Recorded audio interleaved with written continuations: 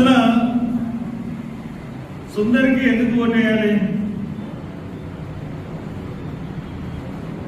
అన్నారు. మనం చూసుకున్నట్లయితే ఎందుకు అన్నది ఒక నిమిషం మీకు చెప్తాను. సుందరు మా అబ్బాయిని నేను ఓటేయమని అడగట్లేదు. ఒకటేంటంటే నేను కార్యకర్తలు మీటింగ్ పెట్టాను. మీటింగ్ పెడితే ఏకగ్రీవంగా సుందర్ని అందరూ ప్రతిపాదించారు. అదొక కారణం అయితే నామినేషన్ వేసేంత వరకు ఎలక్షన్ వస్తుంది ఫలానా టీచర్ ఎమ్మెల్సీ అన్నప్పటి నుంచి ఇప్పటి వరకు చాలా విధాలుగా ఓటర్స్ని ప్రతి ఒక్క ఓటర్ని కూడా ఇండివిజువల్గా కలుస్తూ చాలా కఠోర పరిస్థితులు చేశారు. తర్వాత ఇంతకుముందు ఎమ్మెల్సీలు ఏ విధంగా చేశారు అది కూడా చేశారు అన్నీ తను చెప్తాడు. సో తన కష్టం ఒక అవగాహన, ఎమ్మెల్సీ అయితే ఏం చేయాలని ఒక అవగాహన, ఒక మేనిఫెస్టో, ఇవన్నీ చూసిన తర్వాత ఎస్ నా సెలక్షన్ ఇస్ గుడ్, నా కొడుకుగా కాదు Sundar selection is very good among the candidates అన్నది నాకు అర్థమైంది. ఇప్పుడు నిల్చున్న వాళ్ళందరిలో కూడా సమర్థుడైన వాడు సుందరే, దాంట్లో ఎటువంటి సందేహం లేదు. కాబట్టి ఖచ్చితంగా సుందరు గెలిచే పరిస్థితిలో ఉన్నాడు, గెలుస్తున్నాడు. ఒక గెలుస్తాడన్న ఉద్దేశంతోనే యూటీఎఫ్ అభ్యర్థిని లాస్ట్ మూమెంట్లో ఒక ఎస్సీ ఓట్లు చీల్చాలన్న ఒక ఉద్దేశంతో యూటీఎఫ్ అభ్యర్థిని ఎస్సీ అభ్యర్థిని పెట్టారు. అయినా కానీ మీ పప్పులేం కొడకు, అందరూ కూడా కులాలకు అతీతంగా మతాలకు అతీతంగా సుందర్ యొక్క వ్యక్తిత్వాన్ని, సుందర్ యొక్క అభ్యర్థిత్వాన్ని ఖచ్చితంగా బలపరుస్తున్నారు.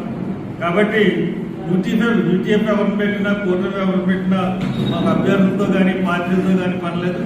మేము సుందర్ని ఖచ్చితంగా గెలిపించుకు తీరుతామని చెప్పి హర్ష్ కుమార్ గారి అబ్బాయిగా హర్ష్ కుమార్ గారు సుందర్గా కూడా గెలిచి తీరుతాడని నేను చెప్తా ఉన్నాను.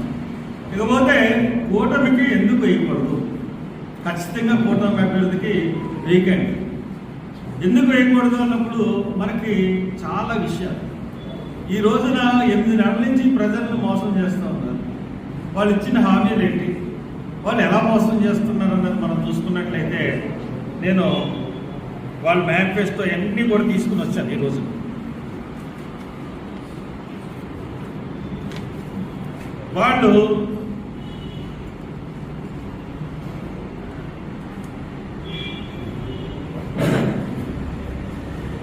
వాళ్ళు మేనిఫెస్టోలో ప్రెస్ మీట్ పెట్టి అనౌన్స్ చేస్తూ ఎస్సీ ఎస్టీ బీసీ మైనారిటీలకు 50 ఏళ్ళకే 4,000 పెన్షన్ ఇస్తారు. డ్వాక్రా సంఘాలకు 10 లక్షల వడ్డీ లేని రుణం ఇస్తారన్నారు. బీసీలకు 5,000 కోట్లతో ఆదరణ ఒక ఫండ్ ఏర్పాటు చేస్తారన్నారు. స్థానిక సంస్థలు నామినేటెడ్ పదవుల్లో బీసీలకు 34% ఇస్తారన్నారు. తర్వాత యువతకి 20 లక్షల ఉద్యోగాలు ఇస్తారన్నారు. 8 నెలలు అయింది, ఎన్ని ఉద్యోగాలు ఇచ్చారో తెలీదు. డిఎస్సి అనౌన్స్ చేసి వర్గీకరణ పేరుతో ఈ రోజున డిఎస్సిని కూడా జరగకుండా వాళ్ళకి ఆదాయం చేస్తారు. ఎవరో ఆపనమని చెప్పలేదు. వర్గీకరణ అంశాన్ని తర్వాత వాళ్ళ అభ్యర్థులను పరిశీలిస్తామని చెప్పి టెక్నాలజీ పెట్టచ్చు సబ్జెక్ట్ టు అప్రూవల్, కానీ అది కూడా చేయకుండా ఈ రకంగా చేస్తామన్నారు. తర్వాత సూపర్ 6 అన్నారు. సూపర్ 6లో ఏంటంటే నెలకు 3,000 నిరుద్యోగ వృత్తి. ఇది ప్రత్యేకించి నిరుద్యోగులకి, గ్రాడ్యుయేట్ అయిన నిరుద్యోగులకి ఇవ్వాల్సింది. ఒక్క న్యాయ పైసా ఇవ్వలేదు. ఒక్క న్యాయ పైసా ఇవ్వకుండా తర్వాత అసెంబ్లీ సాక్షిగా మేము నిరుద్యోగ వృత్తి మేము ఇచ్చేస్తున్నాం అని చెప్పేసి అసెంబ్లీ సాక్షిగా చెప్పాడు. నిరుద్యోగ వృత్తి ఇస్తున్నాడు. సరే, దారుణమైన పరిస్థితి. అంటే ఒక ముఖ్యమంత్రి అసెంబ్లీలో అబద్ధాలు ఆడొచ్చా అండి? అలా అబద్ధం వెళ్ళే ముఖ్యమంత్రి చంద్రబాబు నాయుడు గారు. బడికి వెళ్ళే ప్రతి విద్యార్థికి ఇంకా వాళ్ళు ఎలా చెప్పారంటే 3 పిల్లలు ఉన్నారా, ఇంకా ఎక్కువ మంది పిల్లలు కానండి, ఎవరికైనా సరే మేము ఏడాదికి 15,000 ఇచ్చేస్తాం. అది ఈ ఏడాదికి ఇవ్వు అని చెప్పేసి మళ్ళీ అనౌన్స్ చేశారు. ప్రతి రైతుకు 20,000 ఆర్థిక సహాయం చేస్తున్నారు. ప్రతి ఏడు 20,000 ఆర్థిక సహాయం ప్రతి రైతుకి. 8 నెలలు అయింది, రూపాయి ఇవ్వలేదు ఒక్క రైతుకి. అది పరిస్థితి. ఇక తర్వాత ప్రతి మహిళలకు నెలకు 1,500, 19 ఏళ్ళ నుండి 59,000 వరకు. ప్రతి మహిళకు నెలకు 1,500 రూపాయలు, 19 ఏళ్ళ నుండి 59,000 వరకు ఆయన ఇస్తా అన్నారు. ఒక్కడికి ఇచ్చిన పాపాన్ని పోలేదు. ప్రతి ఇంటికి ఏడాదికి 3 గ్యాస్ సిలిండర్లు అన్నారు. ఒక గ్యాస్ సిలిండర్ ఇచ్చారు. 8 నెలలు అయింది. 4 నెలలకి ఒక గ్యాస్ సిలిండర్ చెప్పిన 8 నెలలు అయితే 2వ గ్యాస్ సిలిండర్ ఇవ్వాలి కదా, లేదు. 3వ గ్యాస్ సిలిండర్ ఎప్పుడు ఇస్తారో తెలియదు, 2 గ్యాస్ సిలిండర్ ఎప్పుడు ఇస్తారో తెలియదు. మహిళలకు ఉచిత బస్సు ప్రయాణం అన్నారు. సరే, అది దాని పరిస్థితి ఎలాగుందో మనం చూస్తాను. అసలు ఇటువంటి తర్వాత అవి కాకుండా సూపర్ 6, ఈ సూపర్ 6 అంటే నిరుద్యోగ వృత్తి, 15,000 తల్లికి వందనం, 20,000 రైతుకు ఆర్థిక సహాయం, ప్రతి మహిళలకు నెలకి 1,500, ఏడాదికి ఉచితంగా గ్యాస్ సిలిండర్లు, మహిళలకి ఉచిత బస్సు ప్రయాణం. ఈ సూపర్ 6 అని పెట్టారు. అవి కాకుండా పూజారులకి 15,000 ఇస్తా అన్నారు. ఒక పూజారికి కూడా ఇవ్వలేదు. ప్రతి చేనేత కుటుంబానికి 15,000 ఇస్తాను. ఎన్ని చేనేత కుటుంబాలు ఉన్నాయండి? లోకేష్ గారి మంగళగిరిలోనే 3 చేనేత కుటుంబాలు ఉన్నాయి.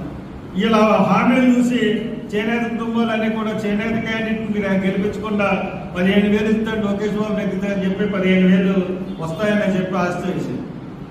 అలాగే బ్యాడ్జ్ ఉన్న ప్రతి డ్రైవర్కి, ఆటో డ్రైవర్కి అందరికీ కూడా 15,000 ఇస్తాను. ఎవరికైనా ఇచ్చారండి? ఎవరికి ఇవ్వలేదు. వేట విరామ సమయంలో మత్స్యకారులకు 20,000 ఇస్తాను. మొన్న వేట విరామ సమయం ఏంటి? ₹1 ఒక మత్స్యకారుడికి ఇచ్చారండి. ₹1 ఒక మత్స్యకారుడికి. సరే, పైగా బీపీ షుగర్ బాధితులకు ఉచిత మందులు ఇస్తా అన్నాడు. బీపీ షుగర్ బాధితులు చరంతా ఉచిత ఇసుక. సరే, ఉచిత ఇసుక గురించి ఆయన ఇస్తున్నారని చెప్పేసి చాలా అడ్వర్టైజ్మెంట్ ఇచ్చేస్తా ఉన్నాడు. గ్రౌండ్ లెవెల్లో పరిస్థితి ఏంటంటే భయంకరమైన పరిస్థితి ఉంది. గ్రౌండ్ లెవెల్ ఎమ్మెల్యేల చెంచగాళ్ళు అందరూ అక్కడ ఇసుక ర్యాంపుల దగ్గర ఉండి మరి లారీకి 4,000, 6,000 చెప్పిన వసూలు చేస్తున్నారు. నేనే కొనుక్కున్నాను. మేమే ఆన్లైన్లో ఎంతమంది తీసుకోగలుగుతారండి ఇసుక? ఒక రైతు కానీ లేకపోతే అసలు కంప్యూటర్లు ఎంతమందికి ఉంటాయి? ఆన్లైన్లో ఎవరు బుక్ చేసుకోగలుగుతారు? ఆన్లైన్లో బుక్ చేయాలంట. ఆన్లైన్లో ఎవరో బుక్ చేయరు. ఆ విషయం వాళ్ళకి తెలుసు. ఉచిత ఇసుక అని చెప్పి ఎమ్మెల్యేలు అందరూ కూడా దోపిడీ చేస్తున్నారు. కాబట్టి ఇంత అబద్ధాలు, ఇంత ఫాల్స్ ప్రామిస్లు, చేయలేని ప్రామిస్లు ఇవన్నీ చేసినా నీకు పాలించే అర్హత అన్నది ఉందా? మరి ఇటువంటి మనిషికి మనం బుద్ధి చెప్పాలంటే ఖచ్చితంగా అతన్ని ఓడించాలి. ఈ ఎమ్మెల్సీ ఎలక్షన్స్ లో ఓడించడం ద్వారా జాగ్రత్త చంద్రబాబు, నువ్వు చేసిన ప్రామిస్లన్నీ నిలబెట్టుకోకపోతే చాలా ప్రమాదం. రేపొద్దున ఒక్క ఎలక్షన్ కూడా స్థానిక సంస్థల్లో కానీ ఎక్కడ కూడా నెగ్గమని చెప్పి ఒక వార్నింగ్ లాగా ఈ ఎమ్మెల్సీ ఎలక్షన్ ఉండాలి.